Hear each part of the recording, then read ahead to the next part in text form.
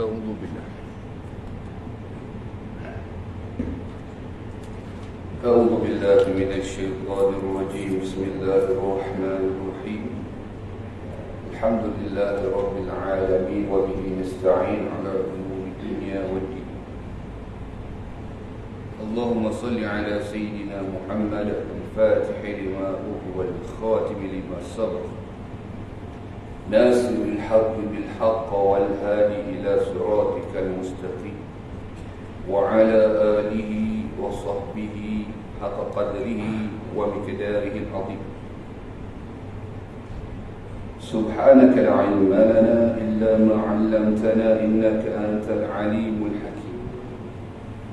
قال رب اشرح لي صدري ويسر لي أمري واحلل عقدة من لساني يفقه قولي ولا حول ولا قوة إلا بالله العلي العظيم ولا حول ولا قوة إلا بالله العلي العظيم بمئة ألف ألف ألف لا حول ولا قوة إلا بالله العلي العظيم.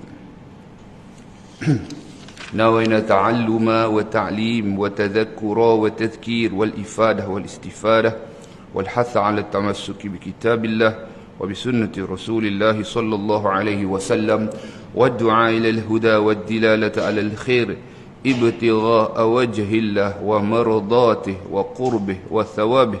آمين اللهم آمين. عما بعد.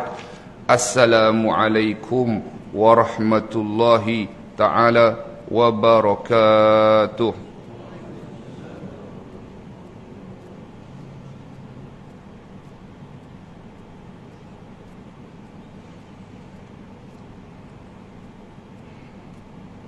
Sidang hadirin hadirat muslimin muslimat yang dirahmati Allah Subhanahu wa taala.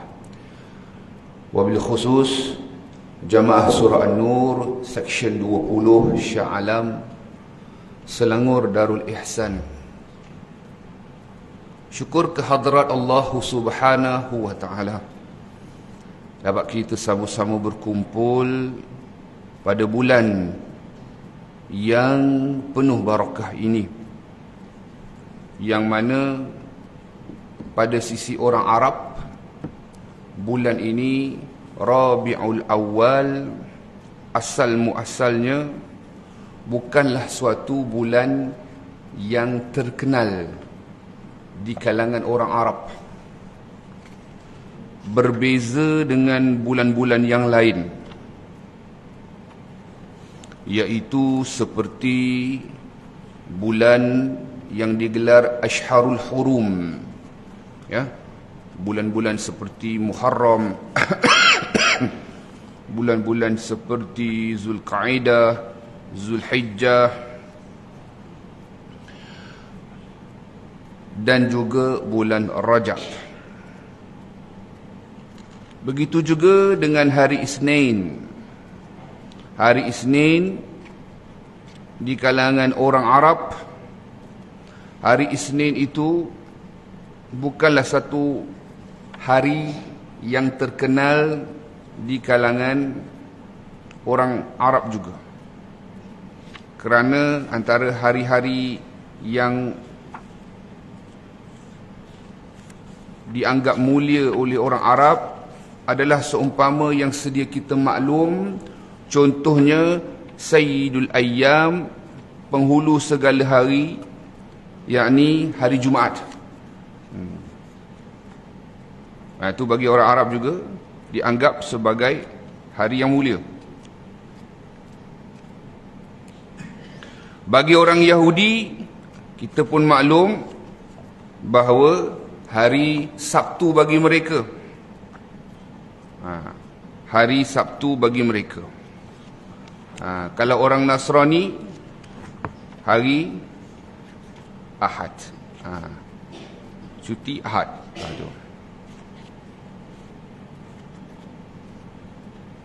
Subhanallah, para alim ulama beritahu kepada kita apa hikmahnya baginda Nabi sallallahu alaihi wasallam itu dilahirkan pada bulan Rabiul Awal, juga pada hari Isnin. Subhanallah. Yang pertama, para ulama mengatakan hikmahnya wallahu a'lam, hanya Allah sahaja yang mengetahui. Okey. Namun ada ulama yang berpendapat pasti ada rahsia di sebalik. Kata Sayyid Muhammad Alawi Al-Maliki Al-Hasani, pada hakikatnya Allah sahaja yang tahu. Namun pada orang yang telah Allah bukakan rahasia akan kurniaan Allah Subhanahu wa taala, mereka mengatakan sebegini: aradallahu ayyakuna fadlu hadan nabiyyal karim sallallahu alaihi wasallam fadlan istiqlaliyan munfaridan laysa tabi'an li ahad. Dia kata mereka yang Allah Ta'ala kurniakan mata hati, apa kata mereka? Allah mengkehendaki agar kelebihan yang ada pada Nabi yang mulia ini, yakni Rasulullah sallallahu alaihi wasallam, kelebihan yang tersendiri, satu, dan teristimewa, yang mana kelebihan dan keistimewaan itu tidak diikuti dengan kelebihan yang lain. Bukan sebab kemuliaan, contoh hari Jumaat dia ada kemuliaan sendiri. Bukan sebab hari atau bulan-bulan seumpama bulan-bulan Ashharul Hurum, apa nama, Zulqaidah, Zulhijjah, Muharram dan juga Rajab. Tidak. Nampak? Kerana orang Arab sudah kenal dengan bulan-bulan tersebut dan memuliakan bulan-bulan tersebut. Dan orang Arab sudah kenal hari Jumaat sebagai penghulu hari, ketua bagi semua hari. Lalu kata orang-orang yang Allah Ta'ala berikan mata hati, ahlul azwaq, orang-orang yang telah mendapat limpahan rasa kemanisan yang dapat melihat rahasia kurniaan Allah Ta'ala, mereka mengatakan Allah mengkehendaki agar kelebihan yang ada pada diri Nabi yang mulia ini, yakni Nabi Muhammad sallallahu alaihi wasallam, kelebihan yang tersendiri dan teristimewa yang tak diikuti oleh hak lain. Dia tak ada. Maknanya baginda Nabi Muhammad sallallahu alaihi wasallam mulia bukan sebab tempat Makkah, bukan disebab keadaan, bukan disebabkan masa, waktu, hari, bulan masalan, tetapi tempat, keadaan, masa, waktu yang menjadi mulia sebab kelahiran Nabi Muhammad sallallahu alaihi wasallam. Nampak? Tuan-tuan ingat tak peristiwa Abrahah tu? Kan dia beria nak hancurkan Kaabah. Bila dia beria nak hancurkan Kaabah, ringkasnya kita pun sedia maklum di dalam sirah, ya, sebelum dia nak hancurkan itu, Abdul Muttalib, ayah kepada Abdullah, tok kepada Nabi Muhammad SAW, dah pi jumpa dengan Abrahah, runding.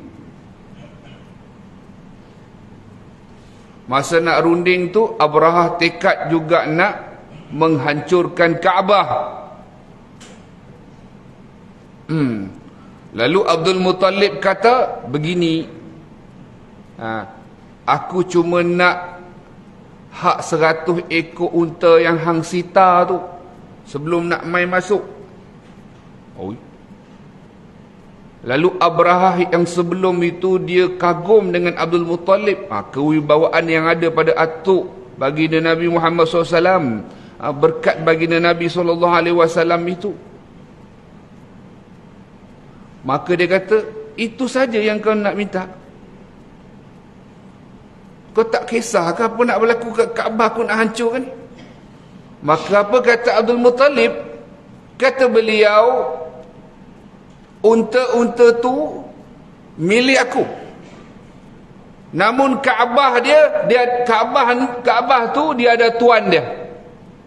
Dia ada tuan dia. Tuan dia yang akan memeliharanya, yakni Allah.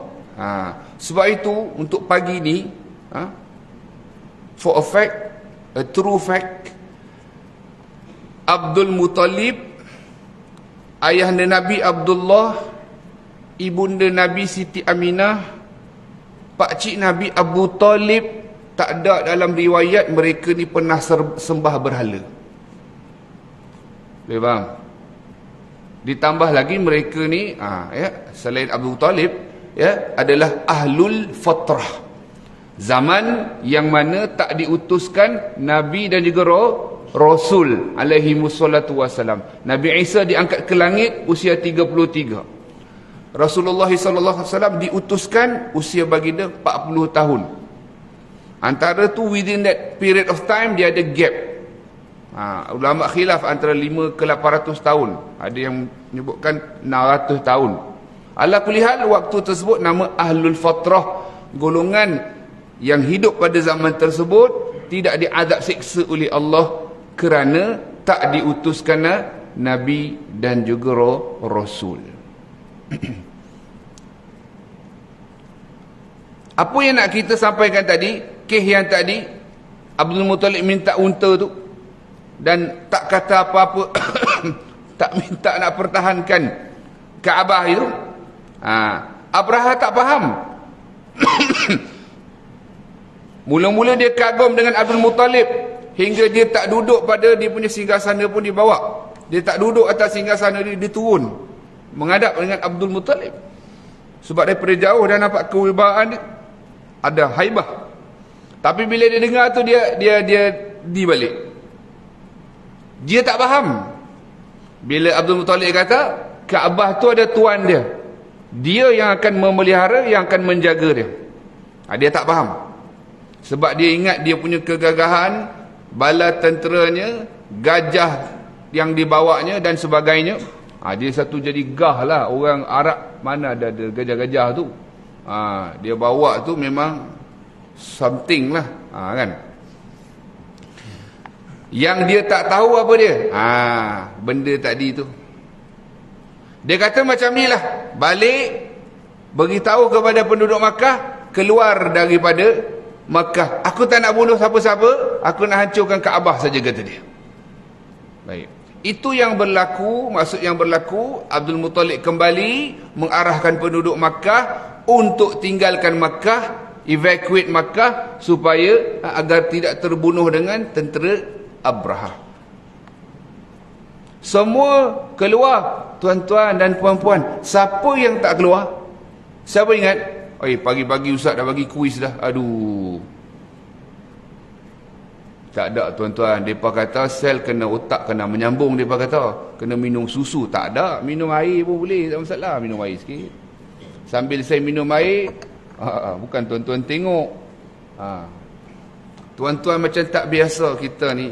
Kuliah kita ni soalan tu mesti saya dah bagi jawapan. InsyaAllah selagi saya hidup belum buang tebiat lagi. InsyaAllah itulah kaedah dia. Soalan tu mesti sebelum tu saya dah bagi jawapan dah. Dia dah ada jawapan dah tertera dalam ucapan. Siapa yang tak meninggalkan Makkah, tak maulah meninggalkan Makkah, senang cerita. Tak maulah duduk di pinggir-pinggir, tebing-tebing, di lembah-lembah di luar Makkah itu, seorang saja. Seorang tu clue juga. Sambil seteguk minum dia dah bagi clue juga tu. Bismillah. Kosong-kosong tu. Siapa nama kita sebut tadi? Sudah berakhir.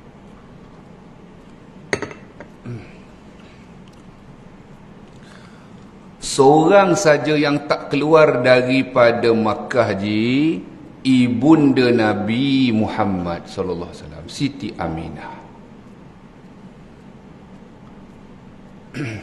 Siti Aminah tidak mahu keluar daripada Makkah. Mahu berada di sisi Kaabah. Kata kepada pak mertua dia, saya tak mahu keluar. Sekiranya ditakdirkan saya nak lahirkan anak ini, biarlah dia lahir di tempat yang mulia. Sebenarnya yang mulia itu adalah Rasulullah tersendiri sallallahu alaihi wasallam. Kita maklum, kita belajar daripada kecil, Allah melindungi Kaabah, Kaabah tidak dihancurkan, Abrahah pula yang hancur, betul. Satu sisi pandang yang kadang kita tak perasan, sebenarnya antara lain ulama menyebutkan Allah Subhanahu wa taala menyelamatkan Mekah lantaran Rasulullah sallallahu alaihi wasallam. Nampak? Itu saya kata di satu sisi yang lain kadang kita tak nampak benda tu.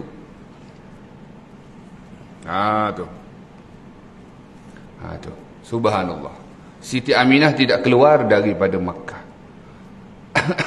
Tentera Abraha pun tak masuk, dapat masuk pun. Gajah dia, nama gajah dia pun sedap lah tu. Mahmud nama gajah dia. Besar-besar. InsyaAllah. Gajah dia, tu. Tak. Bila diarah, diacungkan nak pergi menuju Kaabah, menuju Makkah, dia berhenti.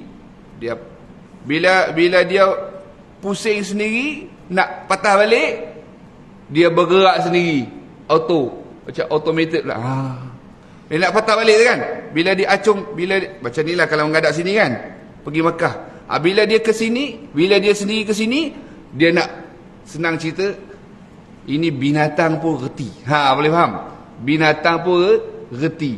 Nak patah balik, dia paksa pukul apa semua, tak jadi. Sedia maklum apa yang telah berlaku, kita tahu. Jadi nak bagi tahu kata, antara lain di sisi pandang yang berbeza, kalau kita perasan hikmahnya kerana adanya Rasulullah sallallahu alaihi wasallam. Baik.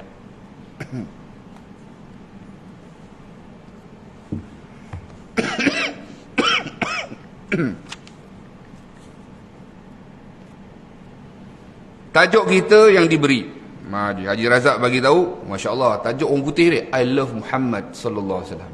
Tapi jangan sebut Muhammad saja. Adab kita. Ada orang dia nak buat dia punya tema ceramah ke, tema motivasi ke, tema buku ke, be like Muhammad. Ni kena tegur lah, jangan main seketul macam tu saja. Kita ni dilarang oleh Allah nak panggil baginda Nabi dengan nama Nabi sahaja. Faham? Sallallahu alaihi wasallam. Kalau nak kata Muhammad sallallahu alaihi wasallam, jangan kosong macam tu saja. Ataupun Nabi Muhammad sallallahu alaihi wasallam, ataupun Rasulullah. Faham dah kita? Okey dah Nabi Muhammad kalau dia sebut. Rasulullah dia sebut tak apa. Tapi kalau Muhammad, tolonglah sebut sallallahu alaihi wasallam, ataupun gandingkan dengan nama tu Nabi Muhammad sallallahu alaihi wasallam, ya Rasulullah. Tu. Jangan kita ada adab. Jadi cinta kepada Nabi Muhammad sallallahu alaihi wasallam itu adalah membawa kepada cinta kepada Allah Subhanahu wa taala. Dan sebagai bukti cinta kita kepada Allah, di dalam surah Ali Imran ayat 31, biasa kita dengar Qul in kuntum tuhibbunallaha fattabi'uni yuhibbukumullah wa yaghfir lakum dhunubakum wallahu ghafurur rahim. Ali Imran ayat 31, yang bermaksud qul, yakni katakanlah ya Muhammad sallallahu alaihi wasallam, jika kamu mengasihi Allah, maka hendaklah kamu mengikuti aku, kata Nabi Muhammad SAW. Kata Allah, minta maaf ya. Mana Allah berfirman kepada baginda Nabi Muhammad SAW, sekiranya seseorang itu mengasihi, menyintai, menyayangi Allah, kalau dia kata stiker kat belakang I love Allah contoh, banyak. Kalau dia kata I love Allah, maka apa dia? Fattabi'uni, maka hendaklah kamu mengikuti aku. Ini arahan daripada Allah. Allah suruh ikut Nabi Muhammad sallallahu alaihi wasallam. Yuhibbukumullah, nescaya Allah Ta'ala mengasihi kamu. Subhanallah. Satu. Apa lagi? Wa yaghfir lakum, dan Allah Ta'ala mengampuni dosa kamu. La haula wala quwwata illa billah. Lagi pula, wallahu ghafurur rahim, dan Allah Ta'ala maha pengampun, lagi maha mengasihani, lagi maha penyayang. Masya Allah. Biasa mereka ni guna ayat ni, mereka kata ayat pengasih. Untuk ni lah suami isteri. Mereka baca untuk suami, untuk isteri, gitu. Boleh, tak ada masalah. Tapi yang paling penting daripada ayat ini, nak kata, nak bagi tahu, nak tegang, sekiranya kamu kata kamu cinta Allah, mestilah kamu ikut Rasulullah sallallahu alaihi wasallam. Itu tanda cinta. Tu. Ikut baginda Nabi Muhammad sallallahu alaihi wasallam, sebolehnya zahiran wa batinan. Zahir dan batin. Subhanallah. Lagi kita tengok bagaimana seorang Badui. Kisahnya seumpama begini. Ada satu orang Badui, dia tengah Nabi khutbah, tiba-tiba dia bangun, pi tanya soalan. Jadi di situ kalau kita tengok, hukum berkata-kata ketika khutbah bukan haram tetapi makruh. Tetapi bila kita sebut makruh, jangan kita sembang kencang tak habis-habis. Jangan buat perangai lagu tu. Kita cerita ni nak cerita tahu hukum saja, cerita hukum. Makruh ni pula satu benda walaupun tak dosa, tapi kalau buat banyak kali jadi dosa. Tu satu. Yang kedua, walaupun dia tidak berdosa, perkara yang dibenci oleh Allah. Boleh faham? Begitu. Tak apalah. Bila dia bangun ni, dia tanya soalan. Ya Rasulullah, sedang Nabi khutbah. Ya Rasulullah, mata sa'ah, mata sa'ah. Dia tanya kiamat bila ya Rasulullah. Subhanallah. Arab Badui ni, dia punya PL dia ni jenis lurus bendul. Lurus bendul. Bukan yang langgar orang mengaku gila tu lain. Itu cerita lain. Ini lurus bendul ni betul-betul lurus bendul. Faham? Hak tu bukan lurus bendul, mengaku gila tu cerita lain. Ni mereka lurus bendul lah. Orang asli kadang kita tengok di Malaysia pun kan lurus bendul mereka ni. Jangan tipu mereka. Mereka lurus bendul.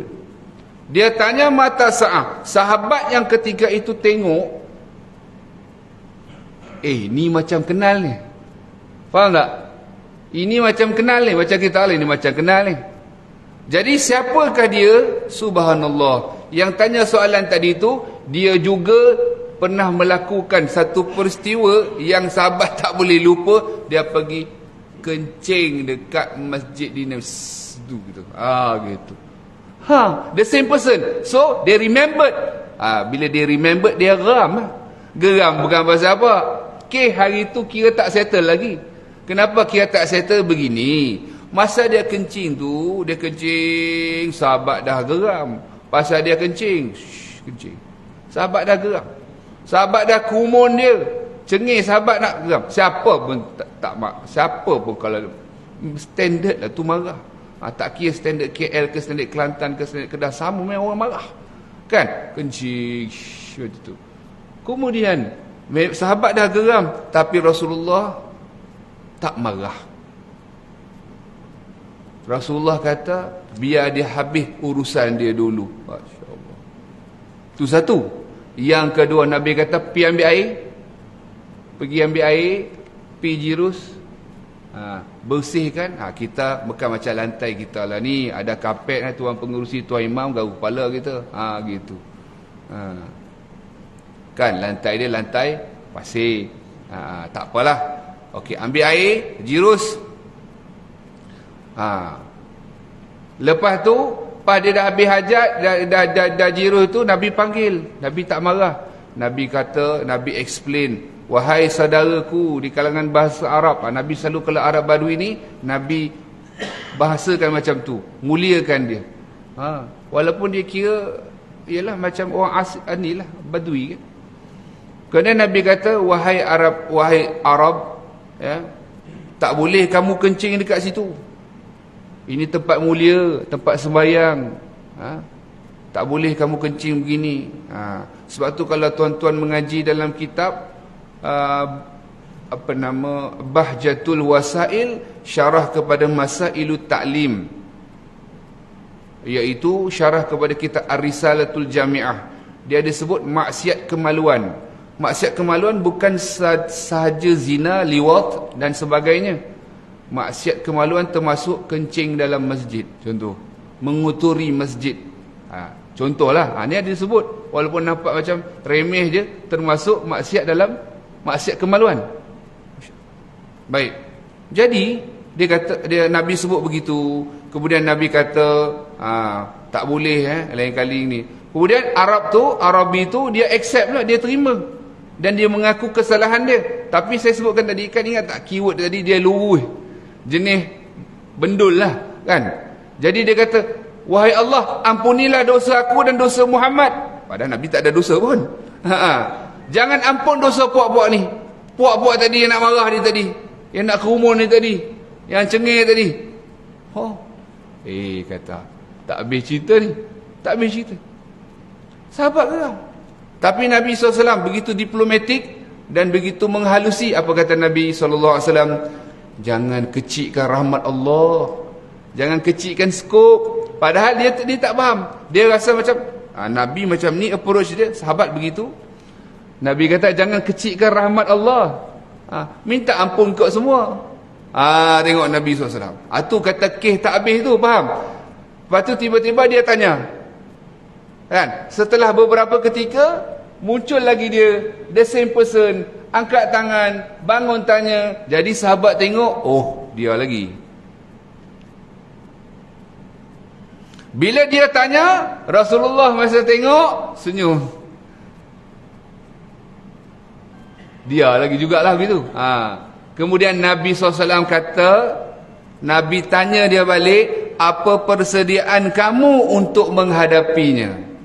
Nabi SAW tanya dia balik. Dia tanya Nabi, Nabi tanya dia balik. Masya Allah. Kan? Kalau Nabi tanya, nak kena jawab lah. Sebab itu ulama kata, Jarang-jarang dengar, selalu kita cerita lama-lama kan, titik-titik bunyi, masya-Allah. Sebab tu ulama kata kenapa Nabi tak azan? Tuan-tuan pernah ni tak? Dulu-dulu sebelum azan ada yang sahabat-sahabat bagi idea bunyi loceng lah dan sebagainya kan. Kemudian ada sahabat yang mimpi azan. Pada Sayyidina Umar pun mimpi yang sama, masya-Allah. Syariat melalui mimpi ada. Masa tu zaman Nabi iaitu azan. Baik. Kenapa Nabi tak azan, tuan-tuan?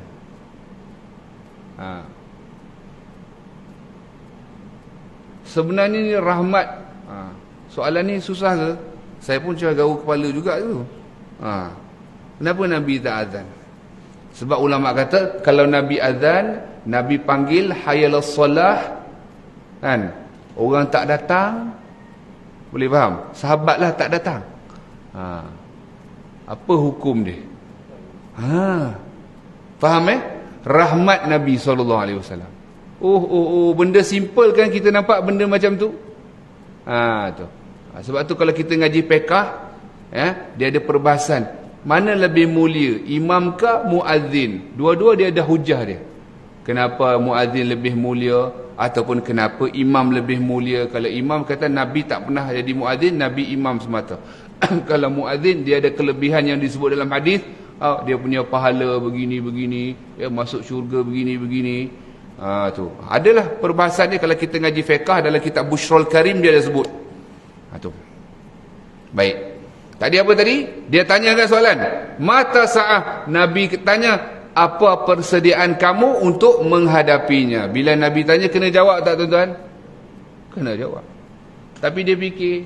Kemudian dia jawab. Dia kata, wahai Rasulullah, aku ni bersedia untuk kiamat bukan dengan solatku. Maksud dia bukan tak cukup solat dia. Bukan dengan puasaku. Bukan kata tak cukup puasa dia. Dia buat hak wajib-wajib saja. Hak yang wajib-wajib yang penting-penting dia buat. Tapi dia kata apa? Ya Rasulullah, tetapi aku siap sedia untuk kiamat dengan menyintai Allah dan menyintaimu ya Rasulullah. Nampak? Itu jawaban dia. Aku siap sedia kiamat dengan menyintai Allah dan menyintai dirimu ya Rasulullah. Apa kata Nabi SAW?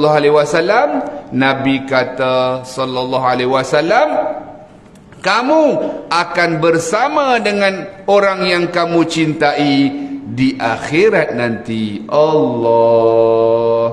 Tuan-tuan ingat tak? Sahabat yang tengok kejadian yang kencing dekat masjid tu ramai kan? Ramai.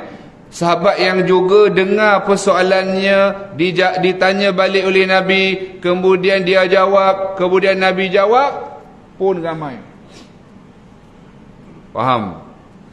Bila Nabi jawab begitu, antara yang meriwayatkan hadis itu Sayyidina Anas ibnu Malik radhiyallahu anhu, dia kata, gembira sungguh, kami sangat bahagia bila dengar jawapan Nabi ini sallallahu alaihi wasallam. Pasal apa bahagia? Mereka sahabat semua ni tahu bahawa mereka ni apa dia? Menyintai Rasulullah.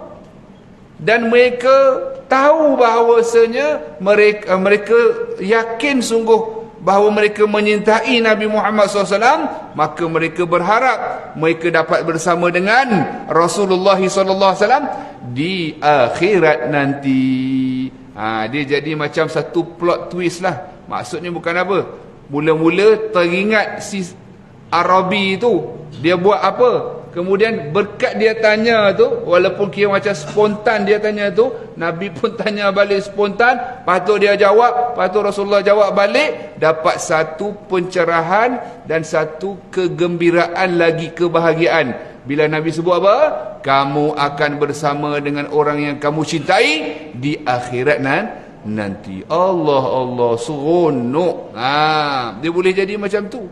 It can be that way. Dia boleh turn around macam tu. Subhanallah. Biasanya dalam kitab-kitab matan hadis dia tak sebut nama siapa tu, Arab Badui tu dia tak sebut. Macam kalau tuan-tuan mengaji dalam hadis niat, dia tak sebut siapa lelaki yang pergi hijrah kerana wanita yang dicintai. Dia tak sebut nama dia tak sebut nama precise nama. Yang disebut nama samaran je. Gelaran dia Muhajir Ummul Qais. Ummul Qais tu pun bukan nama sebenar perempuan yang nak dia kahwin tu. Nampak? Biasanya bila kita ngaji hadis, biasa hak-hak ni nama dia tak disclose lah. Cuma kalau kita ngaji lebih lanjut dalam ilmu hadis, ya, perbahasan dia lebih mendalam, ada juga disebut. Sebab itu nama Arabi ni tak disebut. Dalam matan hadis tu nama orang ni tak ada. Tapi bila kita ngaji lebih dalam, disebut nama Arabi tadi Dzul Khuwaisirah, nama orang tu. Itu antara lain. Sahabat Nabi radhiyallahu anhu ajma'in, mereka semua menunjukkan kecintaan mereka kepada Rasulullah sallallahu alaihi wasallam. Berapa tusukan Sayyidina Talhah bin Ubaidillah kena ketika perang Uhud? Lebih daripada 80 tusukan. Cedera parah. Sahabat Nabi Khubayb ketika ditangkap oleh orang kafir, dan kemudian dia kata ditanya kepada dia, kalaulah tempat engkau ni nak kami ganti dengan Muhammad, dia panggil Muhammad lah, kita jangan panggil Muhammad, dia kafir, nak tak tukar tempat? Kata Sayyidina Khubayb, kalau diberi pilihan, aku tak nak Nabi SAW bergerak pun, tak ada apa yang berlaku kepada baginda Nabi Muhammad SAW, walau sedikit. Sayyidina Ali karamallahu wajhah menggantikan tempat baginda Nabi SAW ketika mana baginda Nabi SAW berhijrah ke Madinatul Munawwarah, di tempat tidur Nabi. Pemuda-pemuda yang datang ni dari seluruh kabilah, tuan-tuan. Mereka pakat macam ni. Seluruh pemuda-pemuda yang paling gagah berani, kita select ramai-ramai pergi serbu Muhammad. Dia kata Muhammad lah, kita tak ni. Contoh mereka punya perbualan. Kerana bila semua hunus senjata, tak ada siapa yang Bani Hashim tak boleh kata, tak boleh claim kata hak ni bunuh, diat gini kita. Ramai-ramai. Jahat tak perancangan tu? Sangat jahat. Faham? Sangat jahat punya perancangan. Subhanallah. Tetapi Nabi menerima wahyu. Nabi terima wahyu. Mereka nak bunuh, ternyata Sayyidina Ali yang menggantikan tempat. Itu tanda cinta, tuan-tuan. Tanda cinta kepada baginda Nabi Muhammad sallallahu alaihi wasallam. Sayyidina Bilal bin Rabah, lepas kewafatan Nabi SAW, beliau tidak dapat tinggal di Madinatul Munawwarah. Tidak dapat tinggal lagi di Madinatul Munawwarah. Tidak dapat lagi melaungkan azan seperti biasa, kerana terlalu sedih dengan pemergian baginda Nabi Muhammad sallallahu alaihi wasallam.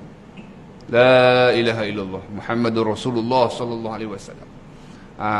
Hinggalah baginda Nabi SAW muncul dalam mimpi Sayyidina Bilal bin Rabah,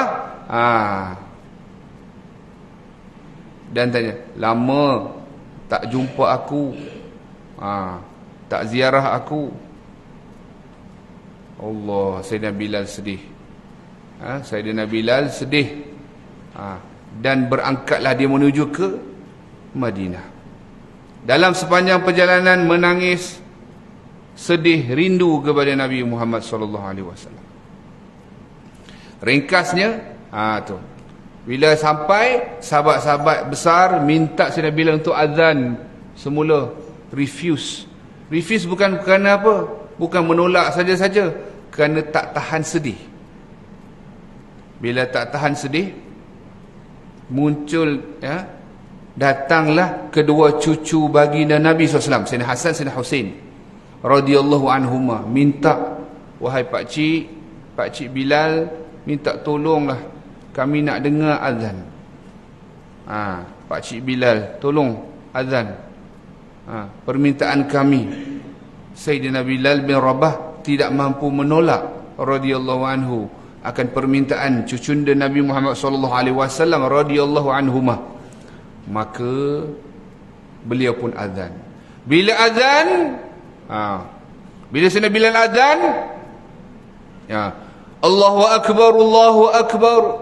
Bila azan, sahabat-sahabat ataupun penduduk Madinah pada ketika itu gempar. Kenapa? Azan ini dah lama tak berkumandang. Suara ini dah lama tak kedengaran. Last kedengaran masa Rasulullah SAW masih hidup. Hingga ada yang mengatakan, adakah Rasulullah SAW telah dibangkitkan semula? Hidup semula? Maksudnya begini, masa hayat Nabi je azan Sayyidina Bilal tu. Makruf, orang tahu dah. Lepas tu tak ada, Sayyidina Bilal bawa diri. Ramai-ramai pakat keluar daripada rumah, tengok, dengar, sampailah lepas asyhadu alla ilaha illallah, sampailah asyhadu anna Muhammad. Bila sampai situ je menangis pengsan. Allahu Akbar. Itu cinta mereka kepada Rasulullah sallallahu alaihi wasallam. Jadi kita ni, satu perkara yang kita kena ingat, memang Allahumma salli ala sayyidina Muhammad, memang cinta kita, cinta kepada baginda Nabi Muhammad sallallahu alaihi wasallam itu, tentulah benda yang besar yang perlu ada kepada kita sebagai umat baginda Nabi Muhammad sallallahu alaihi wasallam. Namun kita kena kenang satu perkara, iaitu cinta baginda Nabi sendiri kepada kita sallallahu alaihi wasallam. Tu. Cinta Rasulullah kepada kita tak berbelah bagi, tak ada tolok bandingnya. Sebelum kita ni ada, baginda Nabi sallallahu alaihi wasallam menyintai kepada kita. Syafaat kita ni, doa Nabi sallallahu alaihi wasallam yang Nabi simpan untuk apa, tuan-tuan? Semua nabi-nabi, rasul-rasul, depa telah pun menggunakan doa-doa mereka yang mustajab ketika mana di dunia lagi. Rasulullah sallallahu alaihi wasallam menyimpan doa yang mustajab dan tidak mahu menggunakan doa tersebut kerana baginda Nabi sallallahu alaihi wasallam nak simpan dekat akhirat untuk umatnya.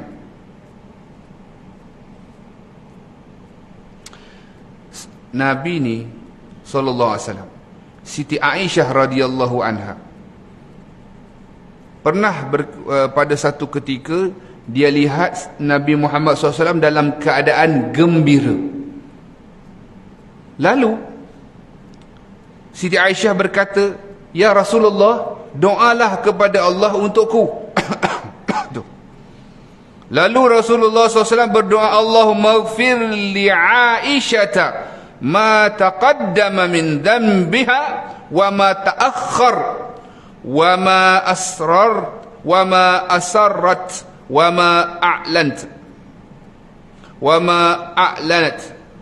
Doanya, maksud dia, ya Allah, ampunkanlah Aisyah radhiyallahu anha apa-apa yang telah lalu dari dosanya, juga apa yang akan datang, apa yang dilakukan secara tersembunyi dan apa-apa yang dilakukan secara terang-terang.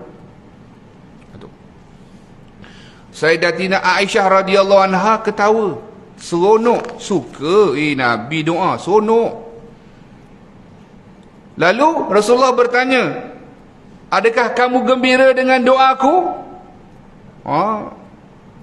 Kata Siti Aisyah, "Kenapa aku tak gembira dengan doa daripadamu ya Rasulullah?" Seronoklah. Lalu Rasulullah sallallahu alaihi wasallam kata, "Wallahi innaha la da'wati li ummati fi kulli salah." Kata Nabi, "Demi Allah, sesungguhnya itulah doaku untuk umatku pada setiap kali solat." Sallallahu alaihi wasallam. Nabi doa untuk kita. La ilaha illallah.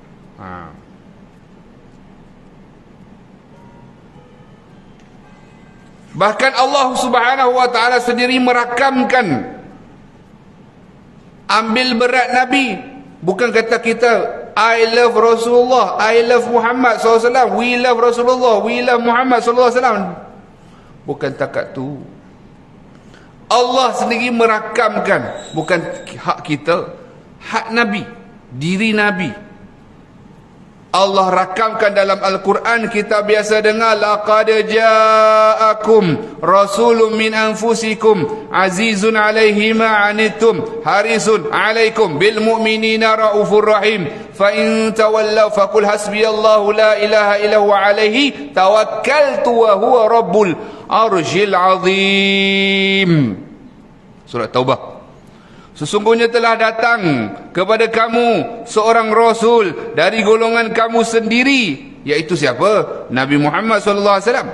Yang menjadi, tengok, Allah sendiri rekodkan dalam Quran, yang menjadi sangat berat kepadanya sebarang kesusahan yang ditanggung oleh kamu, yang sangat inginkan kebaikan bagi kamu, dan dia pula menumpahkan perasaan belas dan kasih sayangnya kepada orang beriman. Allah sendiri menamakan Nabi dengan Ar-Rauf Ar-Rahim. Salah satu daripada nama-nama Allah. Kalau Allah nama tak boleh guna siapa-siapa, Ar-Rahman pun tak boleh guna. Ni Allah Ta'ala berikan namanya, maknanya sifat tersebut ada pada diri Nabi sallallahu alaihi wasallam. Ar-Rauf Ar-Rahim. Bukan kira cinta kita kepada Nabi itu dah satu kewajiban, tapi lihatlah kecintaan Rasulullah SAW kepada kita hingga direkodkan di dalam Al-Quran. Subhanallah. Moga-moga Allah Subhanahu wa taala menjadikan kita di kalangan orang-orang yang benar-benar menyintai Rasulullah SAW. Imam Hasanul Basri dia ada sebut, jangan terkesima dengan hadis yang tadi yang Nabi sebutkan tadi, kamu akan bersama dengan orang yang kamu cintai di akhirat. Kata Imam Hasan al-Basri, orang Yahudi pun dia claim, dia dakwa kata dia ni cinta Nabi-Nabi mereka. Dia claim dia dakwa saja. Dalam kitab, tak silap saya, dalam tafsir surah Yasin dia ada sebutkan. Juga dalam kitab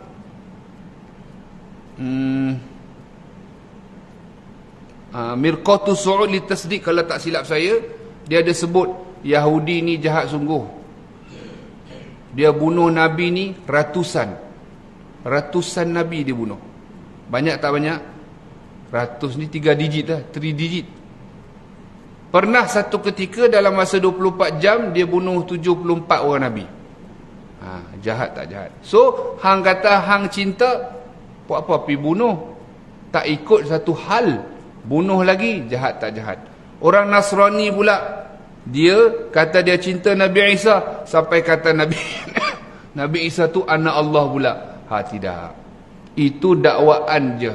Jadi kata Sayyidina Hasanul Basri, bukan maksudnya kata apa nama tu, cinta kepada Nabi itu maknanya ikut, ya. Kul in kuntum tuhibbunallaha fattabi'uni, ikutlah Rasulullah SAW, taat kepada Rasulullah SAW. Ati'ullah wa ati'ur Rasul, taat kepada Allah, taat kepada Rasul. Sayyidina Abdul Abbas kata, ya, ni ayat yang ada dua gandingannya, jangan tidak boleh cerai tanggal. Taat kepada Allah makna dia taat kepada Rasul. Kalau dia kata taat kepada Allah, tak taat kepada Rasul, tak betul. Kalau dia kata taat kepada Rasul, dia tak taat kepada Allah pun tak betul. Mesti tak boleh bercerai tanggal. Jadi mudah-mudahan, ya, bulan Rabiul Awal ini, bulan kelahiran baginda Nabi Muhammad SAW, bertambah cinta kita kepada Nabi Muhammad SAW. Ini bukan occasion, ya, bukan sekadar sempena-sempena. Cuma kita kena faham satu perkara. Kita kena faham satu perkara. Setengah orang kata, kenapa kena sempena? Ramadan kena puasa tak? Wajib dah, saya cerita ni wajib, kan? Dia bukan sempena lagi, dah wajib. Masa 1 Syawal ni Tuan Haji, masa 1 Syawal kita puasa tak?